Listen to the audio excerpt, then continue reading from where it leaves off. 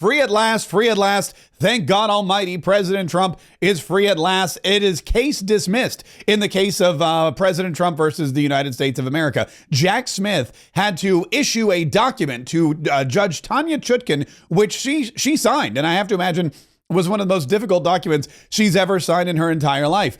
Jack Smith moved to dismiss all the charges against President Trump in his bogus investigation regarding the election interference and the top secret documents at Mar-a-Lago, which weren't top secret anyway, because President Trump unilaterally had the power and authority to declassify documents anywhere, anytime.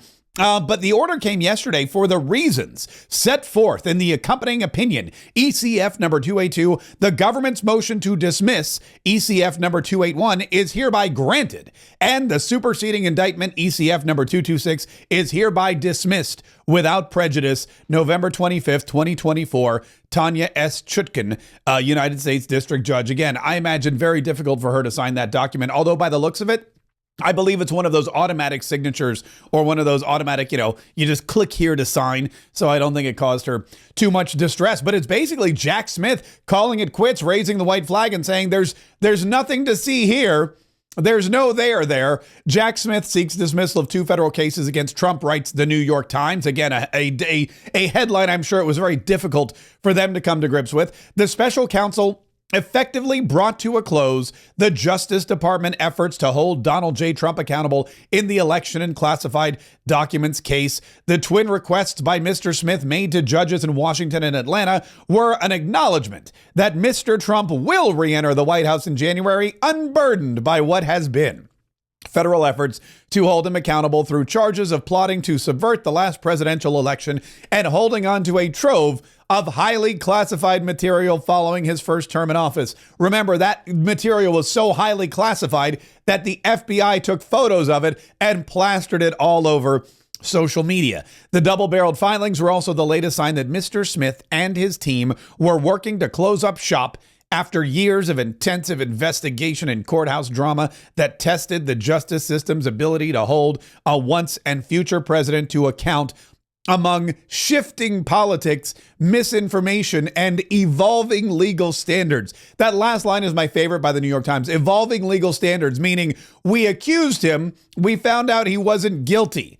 That's an evolving legal standard. We couldn't prove our case, so clearly legal standards have changed. That's an interesting spin on it, but it'll be nice to put this case to bed and for President Trump to move into the White House without it hanging over his head. Also look for Jack Smith and all of his underlings to resign their positions because they don't want to get fired by President Donald Trump. Speaking of which, President Trump he's gotten right back to the job of presidenting after he appointed Secretary Bessent, or the new Secretary-to-be of the Treasury, Scott Bessent, which was, again, heralded with a lot of real praise from Wall Street types, from government types. Scott Bessent, again, not only a domestic policy and domestic economic expert, but really well-versed in international politics, resoundingly well-received as the Treasury Secretary. Well, President Trump dove right back into his promise to plaster tariffs on all of the countries that are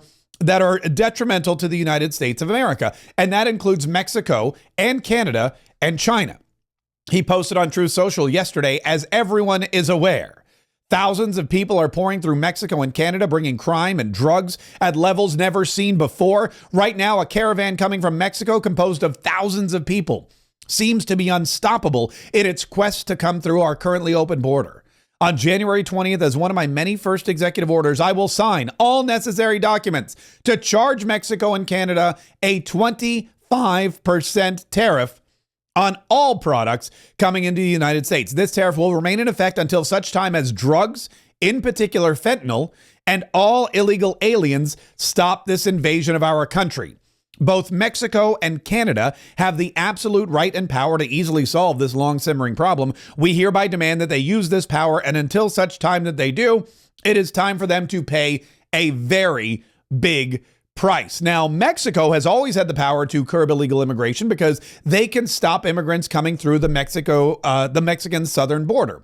And I don't know if you've looked at a map lately, but the southern border of Mexico is much smaller and much easier to defend and to police than the northern border. The border with Texas and Arizona and New Mexico and California is much larger. And what Mexico has done for the last 4 years is they have allowed immigrants through their southern border openly, knowing full well they're not going to stay in Mexico. They say, no problemo, yeah, we know you're not staying, so just come on in and go into Texas and then go to Ohio, eat the cats, eat the dogs, whatever you want. We don't care. No skin off our back. Well, President Trump is now charging Mexico unless they do something. And watch how quickly Mexico goes and defends their southern border. Watch how quickly Mexico interferes with this caravan and intercepts them and turns them around and sends them right back the other way. As for Canada, the Canadian border is way longer. I mean, it's our longest border with any other country. And there are people freely coming into Canada and walking across the border at several different entry points. And these aren't just people from this continent. These are people from the Middle East, people from Africa, our enemies, our sworn enemies from Iran, from Somalia, from Hamas and Hezbollah. All of these operatives can easily walk right through our porous northern and southern border, and President Trump is saying that ends right now. Well, Canada is not happy, eh? The BBC reports Ontario chief leads Canadian criticism of Trump tariff plan, quote, devastating, eh? A threat by U.S. President-elect Donald Trump to tax imports from America's three biggest trade partners has caused concerns in one of the countries affected, Canada, or as Corinne Jean-Pierre refers to it, Canada. He has vowed to impose a 25% tariff on all goods from America's northern border. Doug Ford, the leader of Ontario province, was among those who criticized the move, which he described as devastating. It was a good... the official Canadian response has been more muted. CBC reported there had been a flurry of late-night calls between Prime Minister Justin Trudeau and President Trump and between the PM and province leaders. It was a good discussion and they will stay in touch, a Canadian source said of the call between Trudeau and Trump. In a public statement, Canadian ministers emphasized their work on the shared border, on which they said they placed, quote, the highest priority, eh? So now, just by threatening tariffs, President Trump, again, remember, is not even in office, has not yet sworn the oath. It doesn't happen until January 20th. But just by promising the threat of tariffs of 25%, he has Canada buzzing, eh? Justin Trudeau's phone in Ottawa, in the palatial prime minister's estate, has been ringing off the hook. And he's been on a flurry of phone calls with all of the provincial leaders trying to figure out how to make the border issue and immigration a priority. It's about gosh darn time. It's interesting how all of a sudden with President Trump taxing these people, basically, they're going to make it a priority. Money talks, and you know what walks. And President Trump knows that better than anybody. He's also threatening to make China pay. I have had many talks with China, Trump says on Truth Social, about the massive amounts of drugs, in particular fentanyl, being sent into the United States, but to no avail. Representatives of China told me they would institute their maximum penalty, that of death, for any drug dealer caught doing this. But unfortunately, they never followed through, and drugs are pouring into our country, mostly through Mexico, at levels never seen before. Until such time as they stop, we will be charging China an additional 10% tariff above any additional tariffs on all of their many products coming into the United States of America. Thank you for your attention to this matter, President Donald J. Trump. Now, what Donald Trump is doing here is proving once again what a lot of people know, but they just didn't want to admit, or they just didn't care about, or they were too scared to implement, that tariffs are a multi-pronged tool.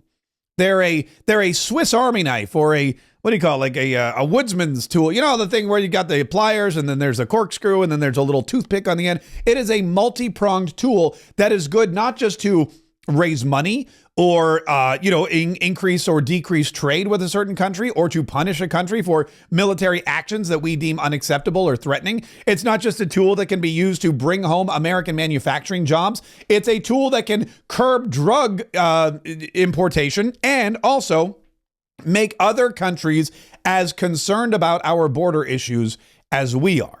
President Trump truly understands the power of the tariff to solve multiple problems facing the United States of America, and unlike leaders before him, he is willing to wield that tool for our benefit.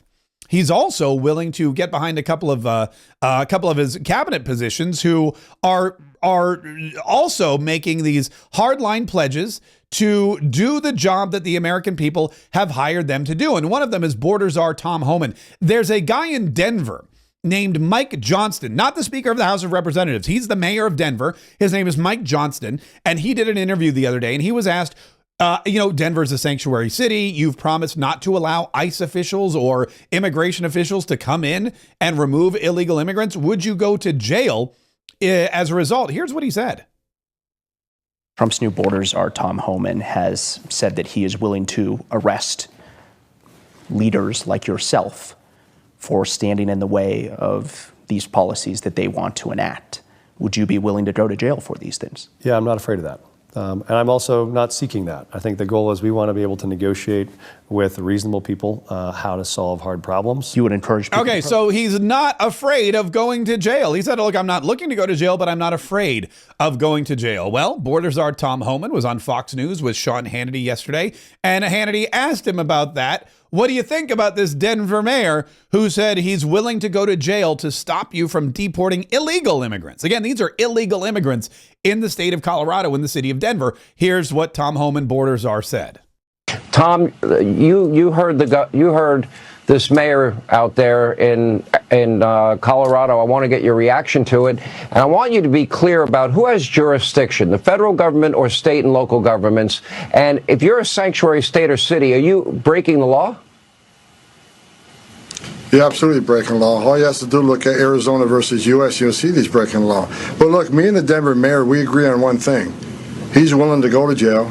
I'm willing to put him in jail because there's a statute. It's Title 8 United States Code 1324 III, and what it says is it's a felony if you knowingly harbor and conceal an illegal alien from immigration authorities. Okay, so there you go. Tom Homan saying, look, we agree. We agree. He's willing to go to jail. I'm willing to put him into jail. Why? Because we have a mandate from the American people. President Trump was given a mandate to shut down the border, to begin the most massive deportation effort in American history, to drill, baby, drill, to fix the economy, to stop the wars, to boost the military, to get rid of this DEI woke stuff. And he's not going to stop until he's done everything he promised the American people would do. And in return, he got their votes by an overwhelming majority, not just electorally, but in the popular vote. So Tom Homan says, fine, if you want to go to jail, no problem. we do. We go, what these terms are acceptable, said Tom Homan, new border czar. Speaking of new, we're going to need a couple new Congress people here in the state of Florida, where the 47 Daily podcast is headquartered, as is President Trump's transition team, because President Trump tapped two talented individuals for his cabinet, originally from District 6, Congressman Mike Waltz, who is now the national security advisor to President Trump's new administration. He's a great pick, one of the best picks I think President Trump made, and he couldn't ask for a better national security advisor than Congressman Mike Waltz, the only Green Beret, or the first Green Beret, I guess I should say, to be elected to Congress, and also a decorated veteran and an intelligence and military expert. Few, the likes of which we've rarely seen before. But that does leave a big gaping hole in District 6 for a MAGA conservative congressperson. Also, District 1, President Trump tapped Matt Gaetz, who resigned from Congress, was going to be Attorney General until all the hubbub. He withdrew his name from contention, and now he is looking forward to his next move, as are we. But that leaves another big gaping hole in the first congressional district for a MAGA conservative Republican. And our Congress has a slim majority. We need those positions filled as quickly as possible. Well, Florida Secretary of State Cord Bird, who, fun fact, will be joining me on Mark Kaye Saves the Republic, our second podcast, a little later on today. Mark Kaye Saves the Republic is our commentary podcast where we have interviews, where we have long form information, where we cover even additional news stories than just these ones coming out of the White House and the transition team. So if you'd like to download and listen to that, all you have to do is search Mark Kaye Saves the Republic wherever you get your podcasts. But back to Cord Bird, he released a press release yesterday claiming that the Florida Department of State announces the special election dates for Florida's Congressional District 6 and also Congressional District 1. They will be held with a primary on January 28th, 2025, the special election primary day. And on April Fool's Day, 2025, they will, Floridians in District 1 and District 6 will go to the polls to replace Matt Gaetz and Mike Waltz and choose two new, hopefully America First, blood red congresspeople to fill the voids. Now, President Trump has weighed in on who he believes would make good choices to push forward his agenda in the House of Representatives. One of them is Florida CFO, Chief Financial Officer Jimmy Patronis, good friend of this program. And Jimmy Patronis yesterday received a truth endorsement from President Trump, who wrote, Jimmy Patronis, Chief Financial Officer for the great state of Florida, has done a tremendous job as CFO, where he also serves as the state's fire marshal and as an important member of the Florida cabinet. I hear that Jimmy is now considering launching a campaign for Congress in Florida's 1st Congressional District. A 4th-generation Floridian from the beautiful Panhandle and owner of an iconic seafood restaurant, Jimmy has been a wonderful friend to me and to MAGA. As your next congressman, Jimmy would work tirelessly alongside of me to grow our economy, secure our border, stop migrant crime, strengthen our incredible military vets, restore American energy dominance, and defend our always under siege Second Amendment. Should he decide to enter this race, Jimmy Patronis has my complete and total endorsement. Run, Jimmy, run. Well, guess what? According to Tampa Bay 10, Florida CFO Jimmy Patronis resigns to run for Matt Gaetz's vacated seat. Monday is the deadline, that's yesterday, for the elected officials to submit their resignation letters if they want to run in the special election, and that is exactly what Jimmy Patronis has done. In a letter to the governor, Ron DeSantis, Patronis said it has been an honor and a privilege to serve as Florida's CFO for nearly 8 years. He will be moving into the primary, and he will then have the general election on April the 1st. I irrevocably, resign as CFO effective March 31st, 2025. So we have at least, that's a crowded field. I know there's about 6 other people who have already filed their paperwork, but Jimmy Patronis can add his name to those conservatives who wish to replace Matt Gaetz in Florida's District 1. But there's another election in District 6. And President Trump also has a favorite. I'm hearing that America First patriot Randy Fine is considering launching his campaign for Congress in Florida's 6th congressional district. Should he decide to enter this race, Randy Fine has my complete and total endorsement. Run, Randy, run. 2 things about this. I love that President Trump is nominating people or giving endorsements to people who may or may not have even announced that they're running yet, although I hear that on Fox and Friends this morning, Randy Fine officially made it, official. And number 2, I love that President Trump is endorsing these people by quoting Forrest Gump. Run, Randy, run. Run, Forrest, run.